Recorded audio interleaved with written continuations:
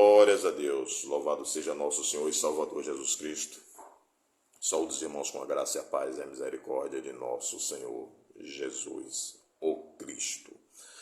Meus irmãos, mais uma vez aqui eu trago uma palavra da parte do Senhor, porque a palavra falada tem que estar embasada, ancorada à Bíblia. Se não tiver Bíblia, então é palavra de homem, e palavra de homem não tem nenhum valor espiritual. A palavra tem que estar ancorada com a de Deus. Amém, meus irmãos? Hoje, meus irmãos, eu vou ler 2 versículos da palavra do Senhor, que vamos encontrá-lo na Epístola de Tiago, capítulo 3, versículo o 15 e o 16, que nos diz assim: Essa não é a sabedoria que vem do alto, mas é terrena, animal e diabólica. Porque onde há inveja e espírito faccioso, aí há perturbação e toda obra perversa. Meus irmãos, Tiago aqui ele está nos chamando a atenção para algo que, infelizmente, tem acontecido muito nas igrejas desse nosso país, que é a inveja, o ciúme dentro das igrejas. A inveja, meus irmãos, é um sentimento carnal, nocivo à vida do cristão e que atrai para o cristão ou para o crente invejoso o espírito faccioso, segundo Tiago, capítulo 3, versículo 16. O que é um espírito de facção? É um espírito, meus irmãos, que faz com que líderes ou membros de igrejas, pastores, ovelhas, sintam sinta aquele desejo de vingança, desejo de competição, dissensão, entre outros sentimentos nocivos à vida espiritual, todos trazidos pela inveja e pelo espírito faccioso. Agora, meus irmãos, nós precisamos entender o que é um invejoso. Eu cresci ouvindo que quando você ver uma outra pessoa adquirir algum bem, e aí você vai e compra algo igual, parecido com aquilo que a outra pessoa adquiriu. Antigamente você seria considerado um invejoso. Mas não é isso que a Bíblia nos orienta. Porque, meus irmãos, o invejoso, ele não quer ter o mesmo que você tem.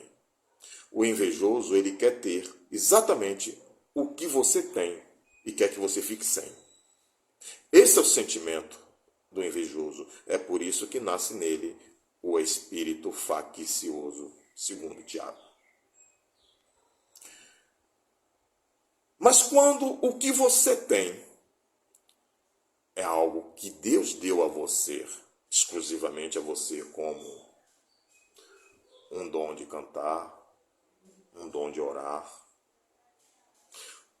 um dom de profetizar, um dom de cura, ou um dom da pregação, de ministrar a palavra do Senhor.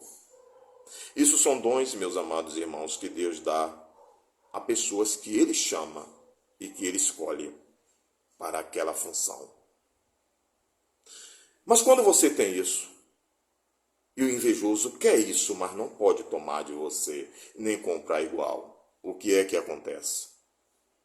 Aí essa resposta agora, a gente vai ter que dar um pulinho rapidamente lá em Provérbios, capítulo 14, versículo 30. Lá Salomão diz que a vida saudável na presença do Senhor deixa a nossa alma alegre e com saúde.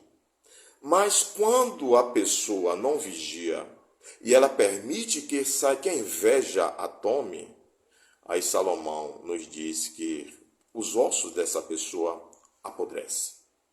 De que maneira? De duas maneiras. A primeira é a pessoa, o invejoso, ele apodrece por dentro. Os ossos apodrecidos é um apodrecimento moral. O invejoso ele se torna um corrupto. Ele se torna moralmente apodrecido. Mas não é só apodrecimento moral, não. É também apodrecimento físico, meus irmãos. Porque o invejoso, quando ele quer algo que Deus lhe deu e ele não pode ter, ele adoece. Ele vai para cima de um leito e lá ele definha. Porque é um invejoso, está cheio de espírito faccioso. E Deus, nosso Senhor e Salvador Jesus Cristo, não tem nenhuma parte com invejoso, nem com ciumento nenhum. Porque se Deus lhe deu um dom, deu a mim outro dom, deu a outro irmão outro dom, é para que nós venhamos a nos unir e assim fazer a obra juntos, em união. Não cheio de espírito de facção, tentando destruir o outro, porque tem inveja de dons que Deus dá separadamente a cada um o seu. Então, meus amados e queridos irmãos, fique com o dom que Deus lhe deu e não inveje o dom que Deus deu ao seu irmão nem à sua irmã. Amém, meus amados e queridos irmãos? Porque, infelizmente, tem muita gente aí que faz um cursinho de teologia, às vezes até pela internet, e aí acredita que o pouquinho de conhecimento que adquiriu é suficiente para torná-lo servos ou servas do Senhor genuinamente. E não é assim. Porque para você ser um servo, para você fazer a obra do Senhor, você tem que ter a unção de Deus. Você tem que ter um chamado. Você tem que ser preenchido com o Espírito Santo do Senhor para que você possa ler palavras que estão aqui neste livro e interpretar da maneira correta. E para isso você precisa de unção. Porque a unção do pregador é como um gancho. A unção do ouvinte é como um gancho. E os dois têm que se conectar. Se o pregador estiver pregando sem unção, o que é que acontece? Não há conexão. E isso, muitas vezes, quando o pregador ou líder de alguma igreja ver que outro tem esta unção, faz essa conexão com os irmãos, aí ele se enche de inveja, ciúme. Fique com o que Deus lhe deu, não inveje a seu irmão. Amém, meus amados? Que Jesus Cristo continue nos abençoando, a mim, que eu preciso muito das misericórdias do meu Senhor Jesus Cristo, aquele que morreu, ressuscitou no terceiro dia e vive para sempre. O meu Senhor Jesus Cristo vive para sempre e Ele tem nos agraciado, a mim e a cada um de vocês, com as suas misericórdias. Por isso, meus irmãos, continue pregando a palavra do Senhor, disseminando o Evangelho, mas sempre se lembrando, Jesus Cristo vive. Amém, meus irmãos?